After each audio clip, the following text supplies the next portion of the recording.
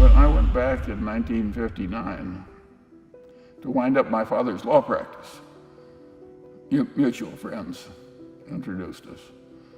My father was a sole practitioner, and somebody had to go sit in his chair and wind up his practice. And it was during that period that I met Warren. When I first met Warren, I recognized immediately that he was a very intelligent person. And of course, he was interested in the subject that I was also interested in, which was the process of being a successful investor. And we have a sort of similar senses of humor. And we had a high old time probably making ourselves obnoxious to the other people in the room. We both came from Omaha. We both worked in his grandfather's grocery store. So we had a lot of common experience. Well, there's a big correlation between success in life and an early start. And Warren had a passion for doing well competitively and getting money as a little tiny child. And he just kept it. And now you add a very high IQ and a lot of energy, and he got a flying start. I've never known anybody in a long life who liked criticism. Zero. So I'm sure Warren didn't like criticism. He taught a course on investments at the University of Omaha. And in that course, he criticized certain common practice in the over-the-counter securities market, where securities firm often met an old lady in church and then sold her stock in a utility with a 5% markup that was sort of hidden. And Warren thought, well, that was dirty and cheating and inelegant. And of course, when he talked that way in his university course, some of the people that were doing it hated him. And so he got private criticism. People tried to keep him out of clubs and stuff like that. If he'd bought it in his partnership, which he owed more of, he would have made a lot more money. And as it worked out, he made billions and billions of dollars for a bunch of people he didn't even know.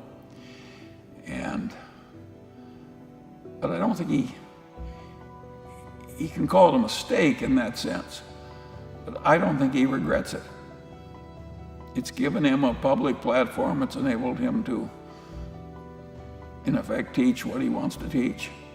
No, I think if you offered him to live his life over and said you can go back and buy National Indemnity in your partnership instead of in Berkshire, I don't think he'd do it.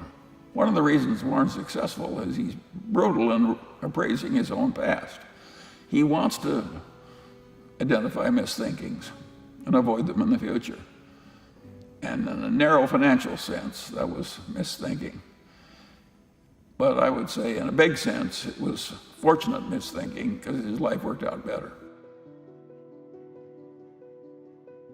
We're social animals. We're supposed to help one another. And we can do it in various ways.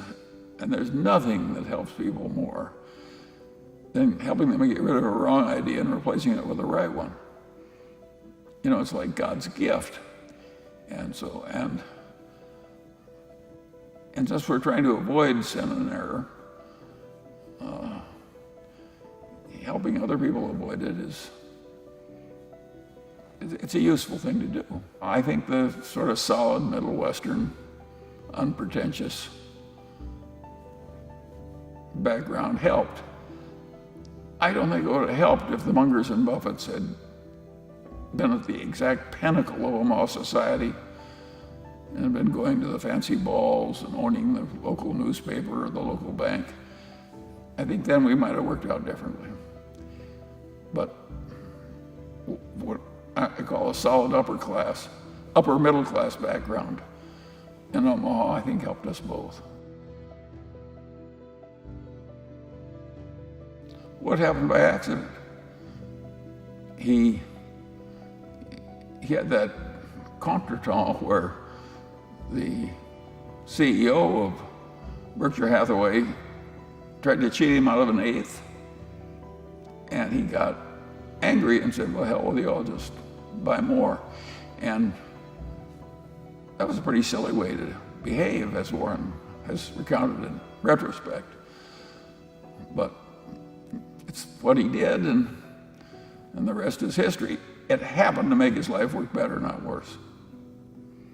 But it was an accident that he chose Berkshire Hathaway. If the chairman hadn't tried to cheat him out of an eighth on an $11 price, there wouldn't have been any Buffett-Berkshire Hathaway history.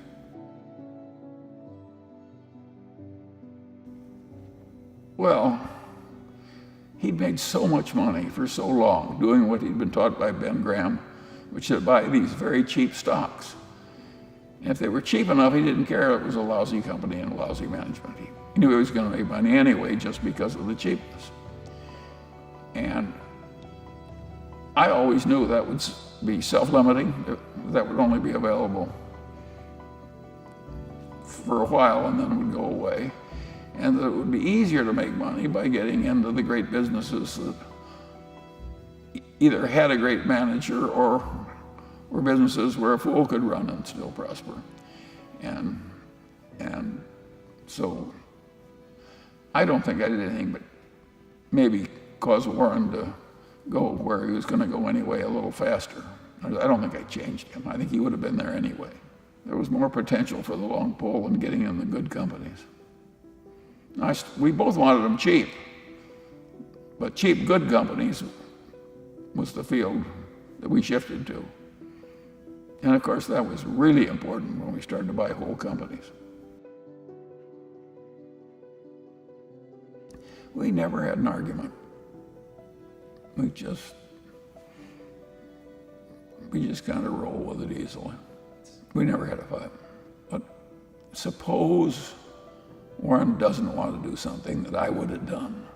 And suppose that happens 4 times over 40 years or something. What the hell difference does it make to me? Why should I fuss over that? And also, suppose one of us makes a mistake that the other wouldn't have made. And that happens 4 or 5 times. Why should anybody care? Net, the record is working out fine. Yeah, we believe you. You should go at life with a certain amount of equanimity and rationality. He made millions and millions of dollars value investing in lousy companies that he bought very cheaply. Besides, it's unpleasant to watch lousy companies you don't like. It's much more fun to watch somebody you like and admire succeeding than watching some jerk kind of half mismanage some company that's very cheap. It's a better life. It's the reason we don't short stocks. Even if we could make a lot of money doing it, I don't think either one of us would bother. We'd find it unpleasant. You're crazy if you're rich to deliberately go out and do a lot of unpleasant things you don't have to. Well, that was the most useful idea that Ben Graham ever had. Have the mindset of somebody that was buying into a business planning to hold for the long pole. And use that mindset when thinking of stocks. And neither one of us have ever departed from that one. Both of us prefer to make our money in association with people of merit. But if a marketable security was available in gobs on a horrible, mispriced basis in some lousy business, I think we might still buy it. The things are cheap enough, it sets the juices running. I'm not sure we're right to do that, but I think we might do it. It hasn't happened in a while. So we tended to drift out of it, but would we ever go back in? Well, Warren did those derivatives where he sold puts on the indexes. I think we'll make lots of billions of dollars out of that very easily. I think both of us believe the world would be better off without those derivative markets. But if they're there and it's mispriced, we act. They're for sale, it's a public market. There's no dishonor. But if you ask me as a voter, If I would vote the derivative markets like that one out of existence, I'd do it tomorrow. And Warren wrote the best and only letter when the options exchanges were allowed. He wrote a letter of objection. It was like the only letter. You really ought to dig that out and print it, because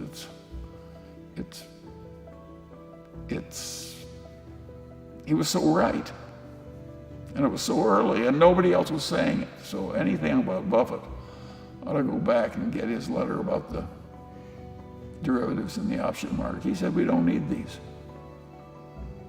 And even when 2007 came, nobody dug it up and played it up big. But you can do it. You probably should.